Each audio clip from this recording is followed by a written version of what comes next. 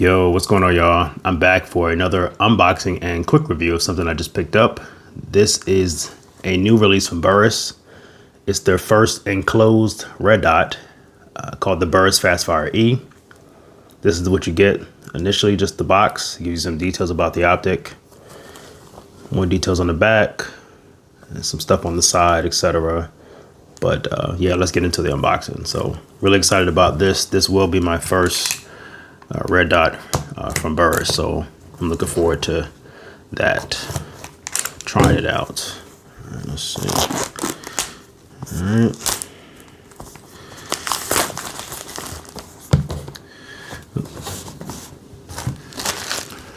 Let's see. So you get the box, take it off, get some paperwork. That's pretty nice. All right. And here, oh, there's the optic.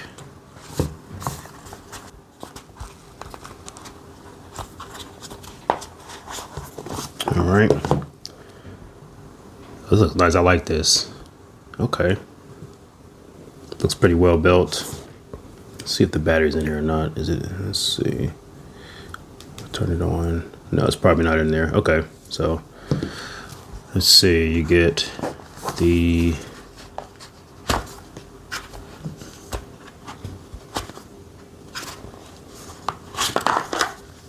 a tool right here, and this looks like the battery. Let's see. Yep, there's the battery and some more stuff, cloth. Okay, so that's what you get.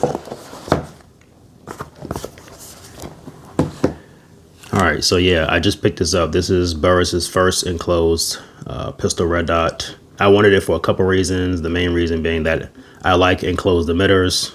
I shoot them most of the time, and I generally prefer these over open emitters. Now, I'll get into the details a little bit later, but I am going to put this on this pistol right here, which is my Glock Model 20 Gen 5. If you saw an unboxing I did a couple months back, I just picked this up not too long ago, and I've been shooting it, and I really enjoy this gun. I do have a full review coming up on this, but yeah, I'm going to put this on here. So I can't do that on camera, unfortunately, but let me go do that, and then I'll come back and talk about the optic. Hey, what's going on, y'all? So I did finish mounting the Burris Fastfire E to my gun, and I did take it shooting, and I've been shooting it for a while, and I'm going to give you all my thoughts, and I guess, you know, an initial review.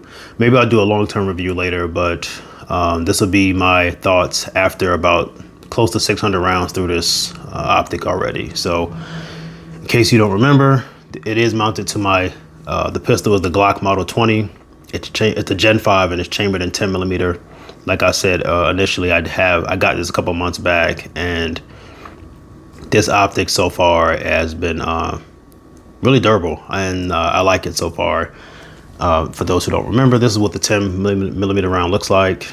Very powerful round, and in my shooting so far, it's handled it extremely well. It's very accurate, and if it can handle 10mm and not come loose or lose zero, then it could probably handle anything out there.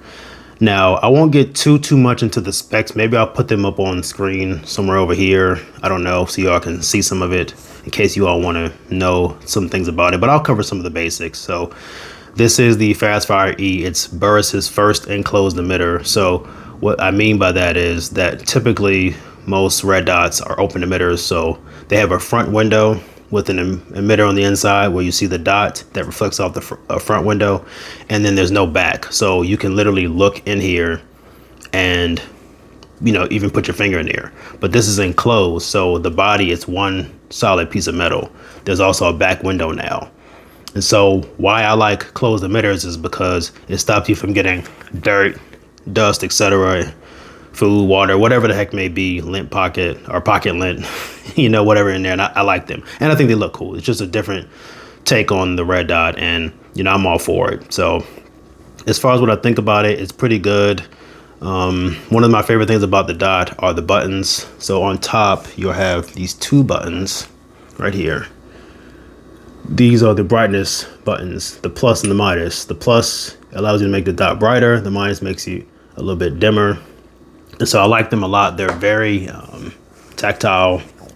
Oh, you might be able to hear it. Let me see if I can hear that. I don't know if not, but it's very tactile. I like it. And it's not hard to press. It's not spongy either, which I do appreciate. As far as the glass clarity on the front and back, it's very clear. You can look. Let me see if I can get that bright. Let me see. Let me see if I can get that for you all. Let me see. There you go. No, that's not how the dot really looks. I just don't have one of those fancy cameras, but it is easy to pick up on. The window's clear. Also, of course, because, you know, whatever, but the front window does have a slight coloring of red on it. And when you look through the back window, it's hard to tell, especially on here. And I'm not going to try to get that for y'all because it's not that deep, but I'm going to make it known because some people do care. There is a ever so slight, like tiny bit of red tint on the front window when you look through it. Now, if you're staring hard enough, you'll see it. And I know I'm only mentioning that because, you know, there are people who like to cry about the window color. I don't know why, because when you're shooting with a dot, you're target focused, both eyes open, and you don't really notice that. Like if you're outside running drills or practicing, you're not going to notice window color. But there are people who care about that, so I want to point that out, that there is a ever so tiny amount of red tint when you look through the optic, but you barely notice it. You have to be trying your hardest to find it. But what else about the optic? It sits on the Aimpoint Acro Footprint. It actually has a similar body to the Aimpoint Acro P2, which I'll show you on in a brief second. But so the way that, what I mean by the Acro Footprint is that a lot of pistols that are cut for optics, they'll have, you can take a plate off and you'll see right here, there's a plate. This is the plate that the optic sits on. Now, because it's the Acro Footprint, it actually requires this plate. There are some optics that there are some guns that are cut to where you can place a optic directly to it, but because of the Acro Footprint, you need this plate.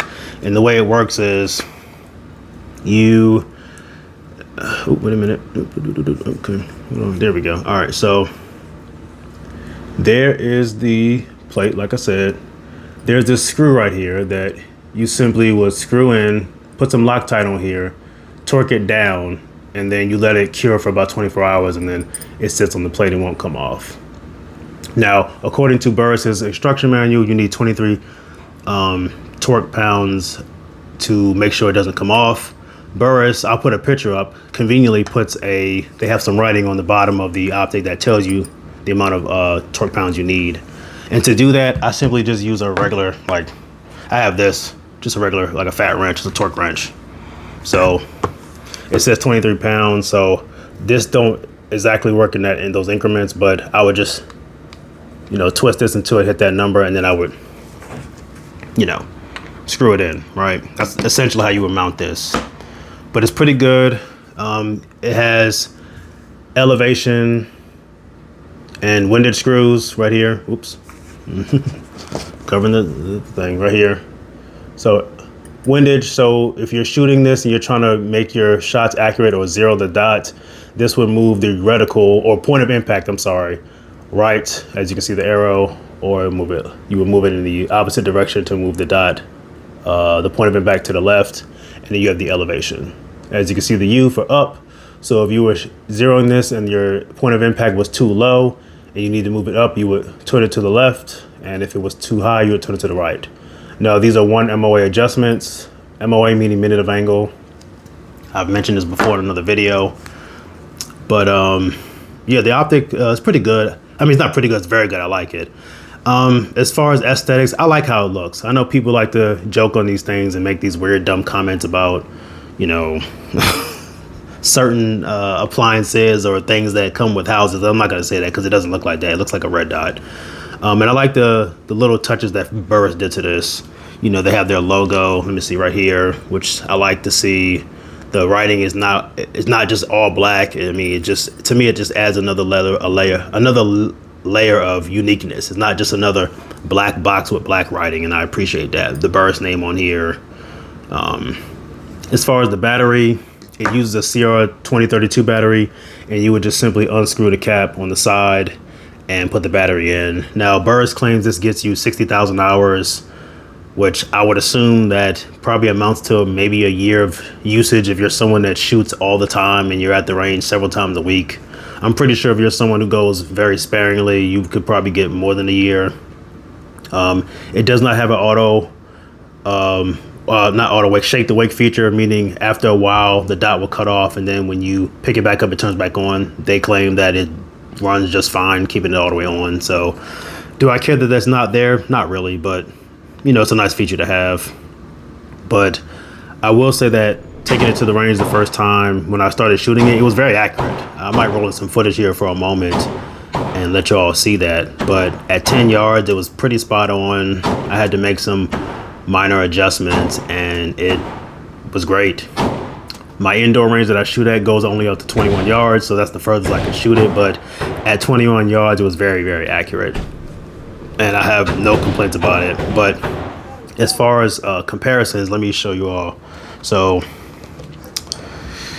see if I can get that in there. Now, it may not be the best, and I'll take a picture if you all can't see it, but this is my Glock 21. It has the lens steel Pandora PP3, and this is my spring for echelon I just did recently. This has the aim-point Acro P2. As you can see, the body of the optics are very similar. I don't know if I can get this on the screen, but as far as size, maybe I'll put the measurements up if you all care to see that, but the body of the optic is, oh, wait a minute, it is shorter than the aim-point Acro P2 and the Pandora PP3. They're both, it still has that rectangular design, so you can see that, you know, it looks very similar to the Pandora PP3. All right, and then of course the aim point, which another reliable optic. Again, similar footprint. They all have that side screw that I mentioned, so you can see right there. And so they're all relatively inspired by the aim point. So, but all in all, it's been pretty dope. Like I said, so far I like it. And by the end of this week, I'm probably going to end up putting the rest of that 500 rounds and probably get about a little bit over 1,000 rounds through it. But so far, it's phenomenal. I like it a lot.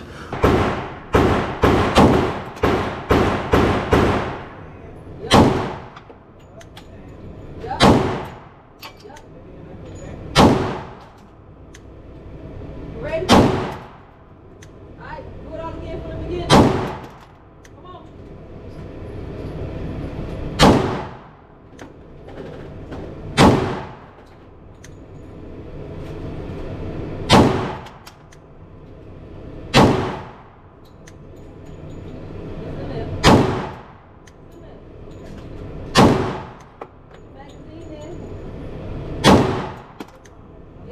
Take your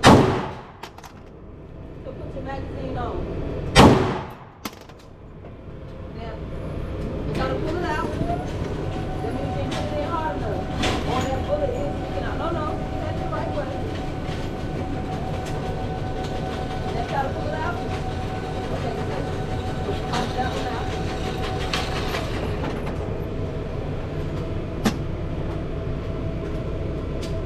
Now, try to pull it out. So you always check it. The pelvis girdle is broken. The pelvis is broken. The personal. All very good hits. So, I mean, if you're looking for another gun, I think you should. How do you get your recoil?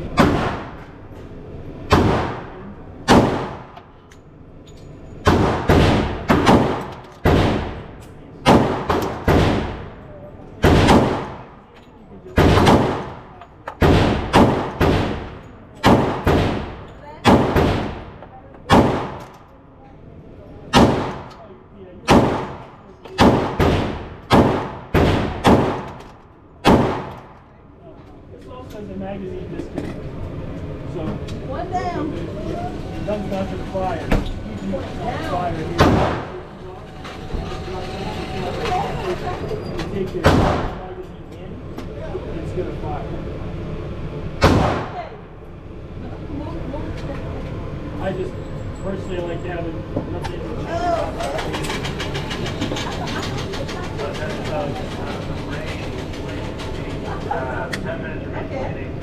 Okay. All right. Oh.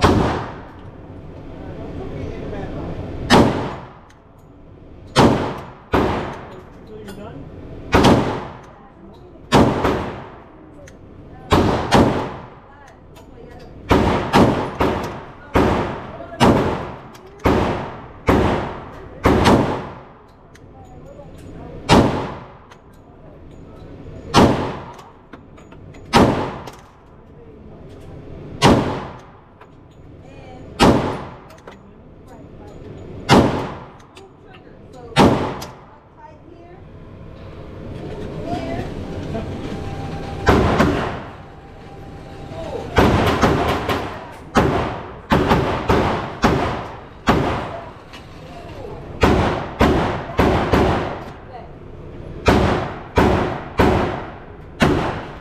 The one thing I will note also is that two more things. The dot size, I think I did say it's a 3.5 MOA, but you can get this with a green dot and a red dot. Now, I prefer green dots over red, and I should have gotten, but unfortunately I should have gotten the red. And I've come to realize that when I shoot green dots, a lot of times the reticle to my eyes appears to bloom. So blooming essentially is not a clear, crisp dot when my eyes look at it. It appears to be kind of washed out just a teeny bit. And for my eyes, I kind of have, like, I might see two dots, maybe three sometimes, depending on the lighting and where I'm at. And that might just be to a level of astigmatism. So it sucks because when I look at, like the Pandora, when I look at this, let me see, there it is. When I look through this and aim through this dot is like perfect. It's a perfect red dot. And unfortunately, when I get green, it's not. So it doesn't deter me because when I'm shooting, like I said, I'm target focused. And again, in lighting, like if I'm not aiming this around, like, let's say I want to aim this at one of my walls in this empty room, right?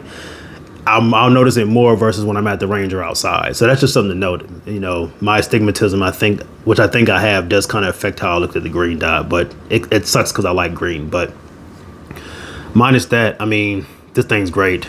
I like it a lot. I recommend it. I don't think there really is anybody else really talking about it, but it's pretty dope. Also, the window is bigger. I didn't mention this, but the window is bigger than the aim point by quite a bit. It is taller and wider. Maybe I'll put those dimensions on the screen if you all want to see it. But like I said, I'm going to do all my shooting on this Glock Model 20. So far, I'm impressed. I like it. I have no complaints whatsoever. I would definitely buy this again, and I do recommend it. I'm just going to buy it with the red reticle instead of the green. But that's my thoughts and I guess conclusion and first review. Burris's first enclosed emitter, the Fastfire E. Let me know what y'all think. Do any of y'all plan on picking it up or have this already? What are your thoughts on it? But of course, make sure you subscribe to the channel, like the video, watch it all the way through, comment in the video, and check out my social media. I got the same stuff on Rumble, Facebook page, Instagram, etc. And I'll catch y'all in the next one. Peace.